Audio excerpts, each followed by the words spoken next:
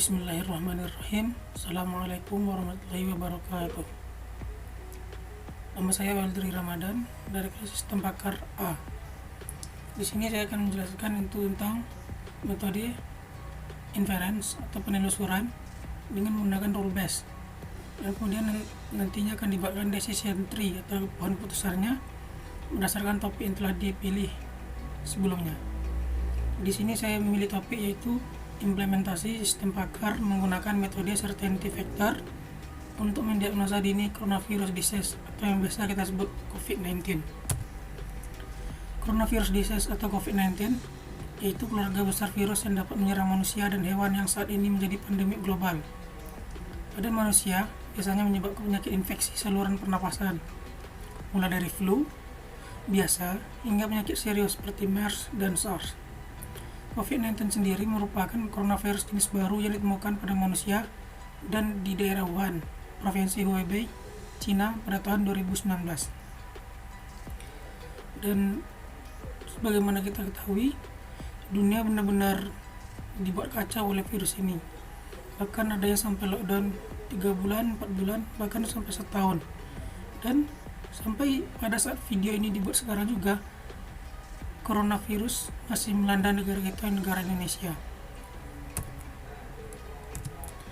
Sistem pakar ini meniru gejala-gejala yang mirip yang dialami oleh pasien COVID-19 dan akan dikelompokkan menjadi beberapa status pasien. Pasien yang mengalami gejala serius akan dikelompokkan menjadi pasien dalam pengawasan atau PDP, dan pasien yang dianggap memiliki gejala lebih ringan akan dikelompokkan ke dalam status orang dalam pengawasan atau ODP. Kemudian sedangkan yang mengalami gejala yang di luar dari gejala utama akan dikelompokkan menjadi status non-suspek atau non. Kemudian di sini ada model inferensi atau penelusuran dalam bentuk role atau decision, dan kemudian akan dibuat decision tree-nya. Inferensi dengan rules merupakan implementasi dari modus ponen yang direfleksikan dalam mekanisme search atau pencarian. Ada dua metode inference dengan role. Yang pertama itu forward chaining atau data driven. Yang kedua itu backward chaining atau goal driven. Nah, pada studi kasus yang saya ambil ini menggunakan forward chaining atau data driven karena inferensi dimulai dengan informasi yang tersedia dan baru konklusi diperoleh.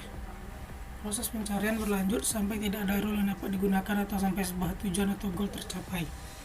Jadi, sebelum goal atau tujuan tersebut tercapai, maka pencarian akan terus berlanjut.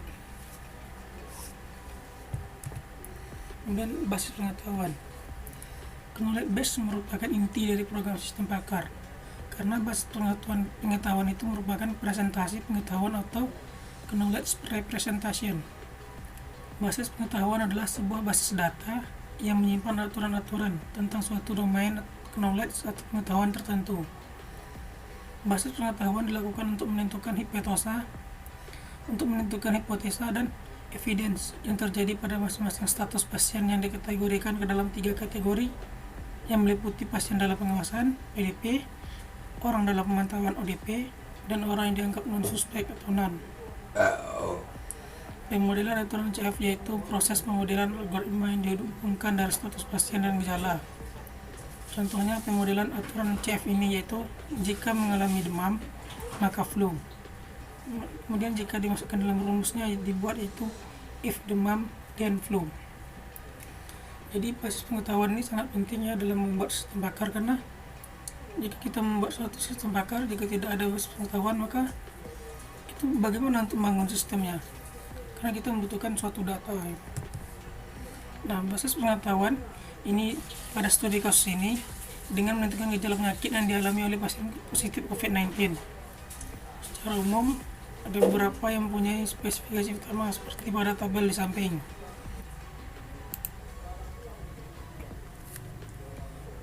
Yang pertama yaitu ada tabel nama gejala. Nah, di sini ada beberapa gejala yang kemungkinan dialami oleh seorang pasien sehingga nantinya dia bisa dikategorikan sebagai orang ODP, PDP atau non. Yang pertama itu nama gejalanya pergi ke luar negeri yang terdampak COVID-19. Kemudian diberikan kode itu G01. Gejala yang kedua itu batuk kering, kodenya G02. Gejala yang ketiga berusia lebih dari 50 tahun, kodenya J03. Gejala yang keempat itu kelelahan, kodenya G04. Gejala yang kelima, demam dengan suhu lebih dari 38 derajat Celcius, kodenya G05. Gejala yang keenam, pernah kontak langsung dengan orang yang terinfeksi COVID-19, kodenya G06. Gejala yang ketujuh itu sesak napas, kodenya G07. Gejala ke-8, hidung tersumbat, kodenya G08. Gejala yang ke-9, tenggorokan sakit, kodenya G09. Gejala yang ke-10, bersin-bersin, kodenya G10. Gejala yang ke-11, sinar X pada paru-paru, kodenya G11. Dan gejala yang terakhir itu gejala yang ke-12, pernafasan cepat tak normal, kodenya itu G12. Kemudian tabel kedua itu status pasien, apakah nanti pasien tersebut dikategorikan sebagai orang dalam pemantauan ODP, pasien dalam pengawasan PDP, atau non-suspek. Kemudian termasuk ke rule based atau aturan dalam penyelesaian studi kasus ini. Yang pertama itu if G01, NG02, NG03, NG04, NG05, NG06, NG07, NG09, NG11, NG12, dan PDP. Dan role yang kedua itu if G01, NG02, NG04, NG05, dan ODP. Dan yang ketiga itu if G08, NG10, dan non. Nah, kemudian kita buatlah decision tree ataupun putusan yang berdasarkan gejala-gejala yang telah ada sebelumnya. Di sini kita bisa lihat dari gejalanya seperti rule-nya itu if. Ini baca yang pertama itu, rule yang pertama itu if G01, NG02, NG03, NG04, NG05, NG06, NG07, NG09, NG11, NG12, dan PDP. Kemudian rule yang kedua itu if G01, NG02, NG04, NG05, dan ODP. Kemudian rule yang ketiga itu if G08, NG10, dan non-spek.